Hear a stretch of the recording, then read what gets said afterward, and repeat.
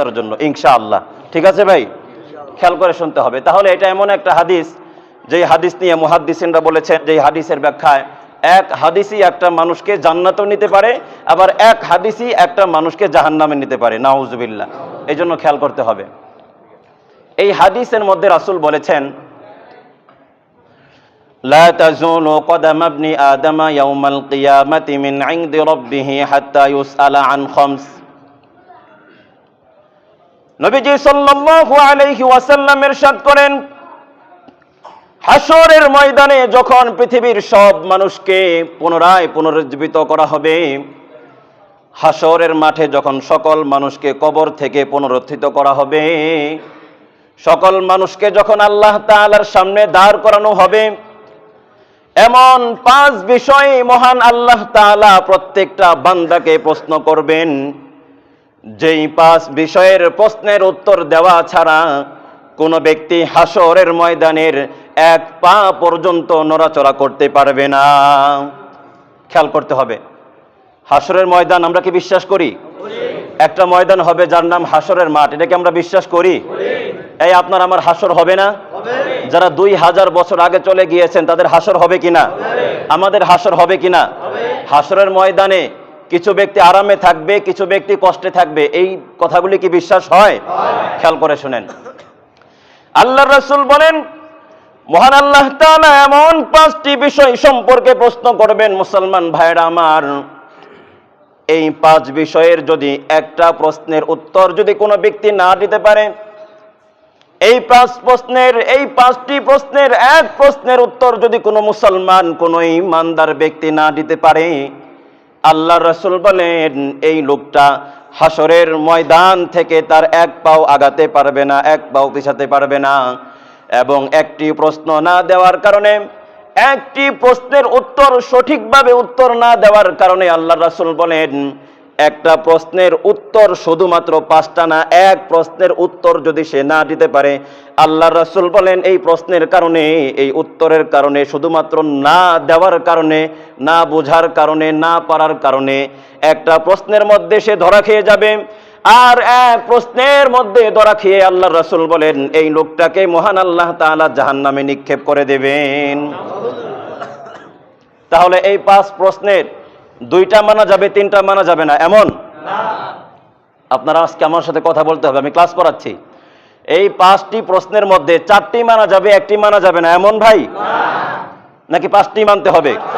5টি মানতে হবে। রাসূল বলেন, ওয়ান মালিহি মিন আইনা ইকতাসাবাহু ওয়া ফীমা আনফাকাহু।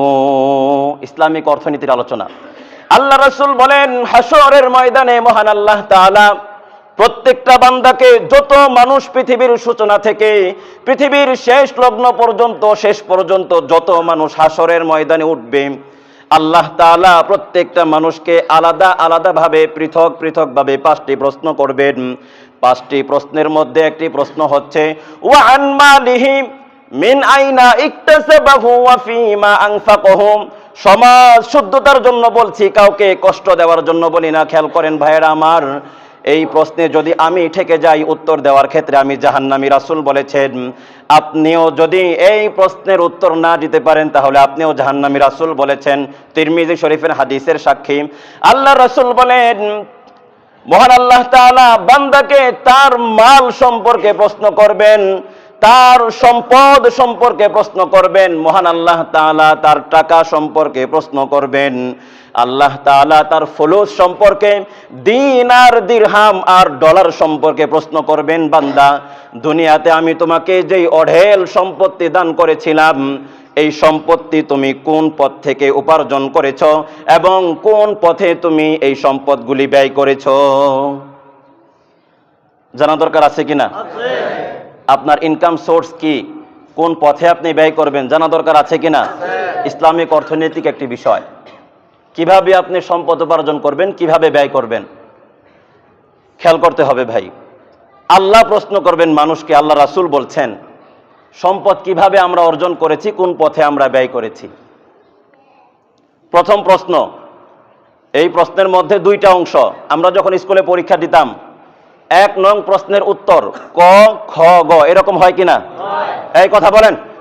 2 নং প্রশ্নের উত্তর ক অংশ, ঘ অংশ, চ অংশ এরকম হয় কিনা? আরবিতেও আছে। ঠিক এই প্রশ্নের মধ্যে মহান আল্লাহ তাআলা ক অংশ দিয়েছেন, নিচে আবার খ অংশ দিয়েছেন। কিভাবে তুমি সম্পদ উপার্জন করেছ? তোমার সম্পদের মধ্যে হারাম কোনো টাকা আছে কিনা? তোমার সম্পদের মধ্যে অন্যায়ভাবে আত্মসাৎকৃত কোনো টাকা আছে কিনা? কারো সম্পদ তুমি ঘাস করেছ, অন্যায়ভাবে কারো সম্পদ তুমি মেরে খেয়েছ, দেখো তোমার সম্পদের মধ্যে মিশে গেছে কিনা? তোমার সম্পদের মধ্যে ঘুষ খাওয়া এমন কোন টাকা তোমার সম্পদের মধ্যে মিশে গেছে কিনা খেয়াল করো। আল্লাহ বলবেন, বান্দা তুমি খেয়াল করো তোমার সম্পদের মধ্যে জিনার কোনো টাকা আছে কিনা, তোমার সম্পদের মধ্যে অবৈধ কোনো হারাম পন্থায় টাকা আছে কিনা, তোমার সম্পদের মধ্যে সুদের কোনো টাকা আছে কিনা। বান্দা তুমি এই হিসাবটা আমার কাছে দাও, বলো না আউযুবিল্লাহ। খেয়াল করতে হবে।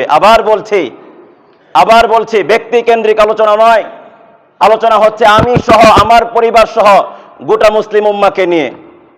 এখানে মহান আল্লাহ তাআলা আমাদেরকে প্রশ্ন করলেন, তোমার সম্পদের মধ্যে সুদী টাকা আছে কিনা, হারাম যে কোনো উপায়ে অবৈধ টাকা আছে কিনা, কালো টাকা আছে কিনা, তুমি আমার কাছে হিসাব দাও, আল্লাহ তাআলা বলবেন। সবাই কি আমার সাথে আছেন ভাই? সবাই কি আছেন? আল্লাহু আকবার। আমাদের সমাজ ব্যবস্থা ইসলামিক না হওয়ার কারণে, ইসলামিক দেশ না হওয়ার কারণে আজকে আমাদের সমাজ ব্যবস্থা সুদী ব্যবস্থায় পরিণত হয়েছে। আর যদি আজকে আমাদের সমাজ ব্যবস্থা ইসলামিক রাষ্ট্র হতো, খেয়াল করেন অনেকে ইসলামী রাষ্ট্র হওয়ার পক্ষে না, কারণ ইসলামী রাষ্ট্র হলে তো মাল খেতে পারবে না, রাস্তার জন্য টাকা আনলে 10 টাকার জায়গায় 8 টাকা মেরে খেতে পারবে না। এই জন্য যখন হাত তোলার কথা বলা হয় তারা ইসলামের পক্ষে হাত তোলে না, যখন আওয়ামী লীগের পক্ষে, জাতীয় পার্টির পক্ষে, বিএনপির পক্ষে যখন বলা হয় তখন তারা হাত তোলে, ইসলামের কথা বললে তখন তারা হাত তোলে না। কারণ কি ভাই? কারণ হচ্ছে সুদী ব্যবস্থা তাদের জন্য সুবিধাজনক। আর অনইসলামিক রাষ্ট্র ব্যবস্থা থাকলে টাকা মারতে সুবিধা, মানুষকে আঘাত করতে সুবিধা, অন্যায়ভাবে বিচার করতে সুবিধা। বলেন ঠিক কিনা? ইসলামিক রাষ্ট্র মানে এই না সবাই হুজুররা দাঁড়াবে, তা না। বিএনপি থেকে দাঁড়াবেন, অন্যান্য গ্রুপ থেকে দাঁড়াবেন, কিন্তু একজন মুখলিস মানুষ, একনিষ্ঠ মানুষ, একজন মুত্তাকি মানুষ দাঁড়াবেন, যার ভিতরে আল্লাহর ভয় থাকবে, হোক সে বিভিন্ন ধরনের, যদিও সে আলেম না, কিন্তু ইসলামিক সমাজ ব্যবস্থা হচ্ছে এমন, তিনি এমন মুত্তাকি হবেন, এমন পরহেজগার হবেন, যার কাছে সরকার থেকে 10 টাকা আসার পর 1 টাকা পর্যন্ত, 98 পয়সা পর্যন্ত মানুষের অন্যায়ভাবে খেতে বা আত্মসাৎ করতে তার দিলের মধ্যে আল্লাহর ভয় জাগ্রত হবে, জাহান্নামের আগুন জাগ্রত হবে, হোক সে আলেম বা গায়রে আলেম। এটাই হচ্ছে ইসলামিক সমাজ ব্যবস্থার রেখারূপ। কথা বুঝা আসছে কিনা? যখন ইসলামিক আন্দোলনের কথা বলা হয়, ইসলামিক স্টেটের কথা যখন বলা হয়, মনে হয় আমরা তাহলে আর ক্ষমতা যায় পারুম না, জাতীয় পার্টি ধারণ করে আমরা মনে হয় তাহলে শেষ, হুজুরে যেই গরম দিল। কথা বুঝা আসছে কিনা ভাই? আপনার ওখান থেকে আপনি আসতে পারবেন, তবে সবাই না, মুত্তাকি পরহেজগার। কথা বোঝাতে পারছি কিনা ভাই? ইসলামিক শরিয়া ব্যবস্থা আমাদের সমাজের মধ্যে থাকলে আজকে সুদ ভিত্তিক আমাদের দালান উঠতো না, আজকে সুদ ভিত্তিক আমার ঘরের মধ্যে ফার্নিচার আর সোফা থাকতো না। ইসলামিক সমাজ ব্যবস্থা থাকলে আমাদের ঘরের মধ্যে একটা ইট বলেন, বালু বলেন, সিমেন্ট বলেন, সুদি কারবারে থাকতো না। বলেন ঠিক কিনা? তাহলে হুজুর কিভাবে থাকবে? আপনি কি এমনি আমাকে 1 কোটি টাকা দিবেন, 10 লাখ টাকা দিবেন? হ্যাঁ, ইসলামে আছে কর্জে হাসানা নামক একটা পরিভাষা ইসলামের মধ্যে আছে। যেই টাকা আপনি আনবেন ইসলামী শরিয়া থেকে, ইসলামী শরিয়া মোতাবেক ব্যাংক থেকে আনবেন, এরপর কিভাবে পরিচালনা করতে হয় বিস্তারিত আলোচনা আছে। খেয়াল করেন ভাই। তাহলে হাদিস কোথায় থেকে কোথায় গেল খেয়াল করেন। হাদিসের মধ্যে শুধু আল্লাহ রাসূল বলেছেন সম্পদ সম্পর্কে জিজ্ঞাসা করা হবে। এখন বলেন, এই সম্পদের মধ্যে জিনাখোর জিনা করার পর যদি টাকা উপার্জন করে, এই টাকার মধ্যে বা তার মালের মধ্যে যদি আল্লাহ তাআলা প্রশ্ন করেন, এই প্রশ্ন সম্পর্কে সে ধরা খেয়ে যাবে না? যদি কোনো ব্যক্তি 1 নাম্বার কাপড় ধরেন, এটা 1000 টাকা গজ, এটার মধ্যে আবার ডুপ্লিকেট আছে, 2 নাম্বার আছে, 500 টাকা গজ। তো 500 টাকা গজের কাপড় যদি আমি 1000 টাকা গজের নামে চালিয়ে দেই, এই যে টাকাটা আমি বক্ষণ করলাম, টাকাটা আমার কাছে আসলো, এই টাকা সম্পর্কে কি আল্লাহ তাআলা প্রশ্ন করবেন না? কথা বলেন, করবে কিনা? যেই টাকাটা আমি সুদী ভিত্তিক উপার্জন করছি বা খাবার খাচ্ছি, ওই সুদ ভিত্তিক টাকা সম্পর্কে কি আল্লাহ তাআলা প্রশ্ন করবেন না? কথা বলেন, করবে কিনা? করবে কিনা? এখন আপনি একটু হিসাব মিলান, আপনি সুদ আনেন নাই, কিন্তু সুদ ছাড়াও অন্য কোনো হারাম টাকা আপনার টাকার মধ্যে মিশ্রিত অবস্থায় আছে কিনা একটু হিসাবটা আপনি মিলিয়ে নেন, একটু হিসাবটা মিলান। দেখেন তো আপনি আপনার ভাড়াটিয়ার কোনো জিনিসপত্র অন্যায়ভাবে আত্মসাৎ করেছেন কিনা। দেখেন তো আপনি আপনার পাশের জমিনের দুর্বল ভাইয়ের টাকা, দুর্বল ভাইয়ের 1 হাত জমি অন্যায়ভাবে মেরে খেয়েছেন কিনা। দেখেন তো আছে কিনা আমরা, দেখেন তো আছে কিনা। দেখেন তো আপনি একজন স্কুলের টিচার, প্রিন্সিপাল, সব বেতন আপনার কাছে আসে, রাতারাতি আপনি টাকা নিয়ে ভেগে গিয়েছেন। আপনি একজন ব্যাংকের ম্যানেজার, রাতারাতি সব টাকা নিয়ে ভেগে গিয়ে আপনি আমেরিকায় চলে গেছেন, লন্ডনে বেগমপাড়া চলে গেছেন। দেখুন তো এমন কিছু মানুষ আমাদের সমাজের মধ্যে আছে কিনা। কথা বলেন, আছে কিনা। আপনি ক্যাশিয়ার, আপনি একটা স্কুলের ক্যাশিয়ার, আপনি একটা এতিমখানার ক্যাশিয়ার বা মসজিদের ক্যাশিয়ার, আপনি একটা ইউনিভার্সিটির ক্যাশিয়ার, আপনার কাছে কোটি কোটি টাকা। দেখেন তো সেখান থেকে আপনি কোনো টাকা আত্মসাৎ করেছেন কিনা। এই ভাই, এরকম যদি চিরুনি অভিযান চালানো হয়, সমাজের মধ্যে মানুষ পাওয়া যাবে না। কথা বলেন, পাওয়া যাবে না। মসজিদের টাকা পর্যন্ত নষ্ট আর ধ্বংস করে দিয়েছে এমন মানুষ আছে না ভাই।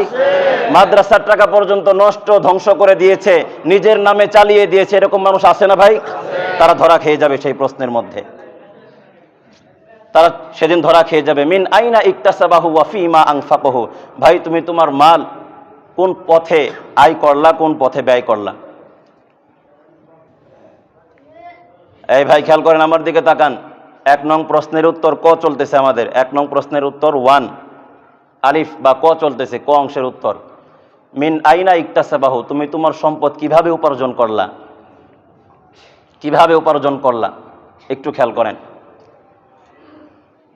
এখন প্রশ্ন, আসেন সমাধানে আসি। যে হুজুর, হ্যাঁ আমার কাছে তো সুদি টাকা আছে, হুজুর আমি ব্যাংকে থেকে লোন উঠাইছি, হুজুর আমার কাছে তো ঘুষের টাকা আছে, কিন্তু সব টাকা তো হুজুর মিশ্রিত হয়ে গেছে, অথবা মিশ্রিত হয়নি, আমার কাছে আছে, এখন আমার কি করণীয়। সমাধানের পথে যাওয়া দরকার কিনা। দেখেন মাসালা কি বলে।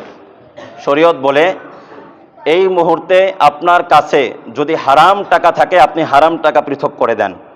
খেয়াল করেন, আমার দিকে তাকান। আপনি হারাম টাকা পৃথক করে দিতে হবে। যদি আপনার সুদের টাকাও থাকে, এই টাকা আপনাকে পৃথক করে দিতে হবে।